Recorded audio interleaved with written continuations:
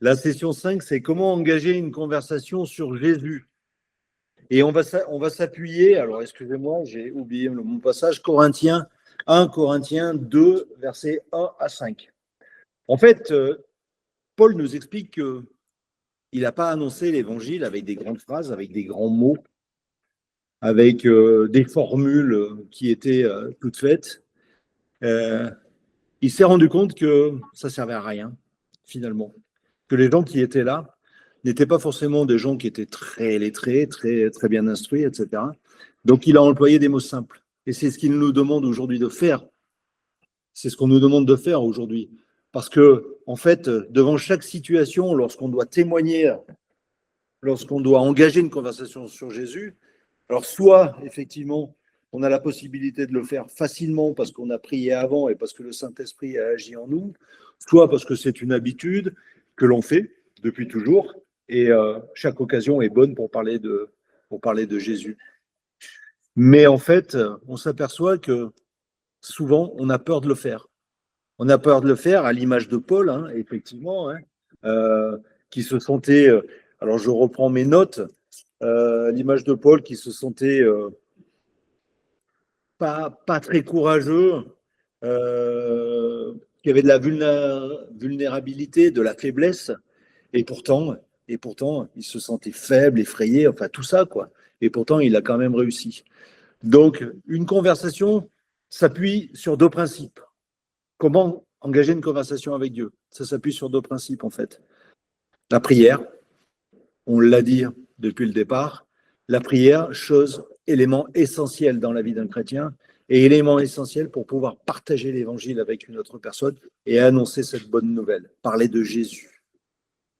Cette prière, il faut absolument qu'on la demande pour la personne avec laquelle on va engager cette conversation. Et on a plein de témoignages, nous, sur Valence, où tu as Dieu qui nous parle, tu as Dieu qui parle à des personnes et qui vont engager des conversations comme ça, dans un spa, dans un resto, etc., sans aucun problème.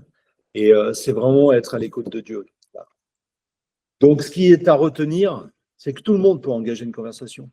On a tous peur, en fait. On est tous effrayés par comment vont réagir les autres.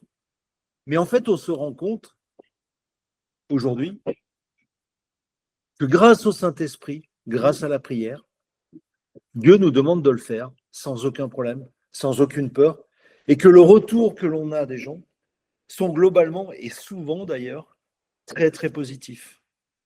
On a un discours qui est celui que l'on va adapter par rapport aux gens que l'on rencontre, et souvent les gens sont touchés, parce qu'on sent que l'Esprit de Dieu a donné de l'amour pour ce partage.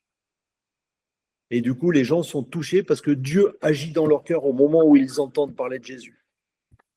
On a un exemple avec Marie-Hélène qui est juste à côté de moi, on parlait de spa tout à l'heure, qui a reçu un ordre de Jésus lui disant, tu vas au spa aujourd'hui avec des copines, t'amènes des Bibles. Et elle a donné les Bibles. Elle aurait très bien pu en parler, mais elle n'a pas voulu le faire, malheureusement. Elle a donné des Bibles et les gens qui l'ont reçu, l'ont reçu avec beaucoup de joie, beaucoup de sympathie et beaucoup de respect. Et on en discutait tout à l'heure. Il y a même une personne qui commence à ouvrir sa Bible régulièrement sur son smartphone.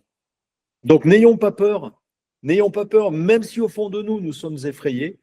C'est la chose que je vais retenir. Laissons agir le Saint-Esprit. Laissons-le agir suite à notre prière. Et à partir de là, on pourra le faire de façon très aisée. Voilà, je vous engage à faire ça. Je vous engage à le tester parce que c'est une chose qui est miraculeuse.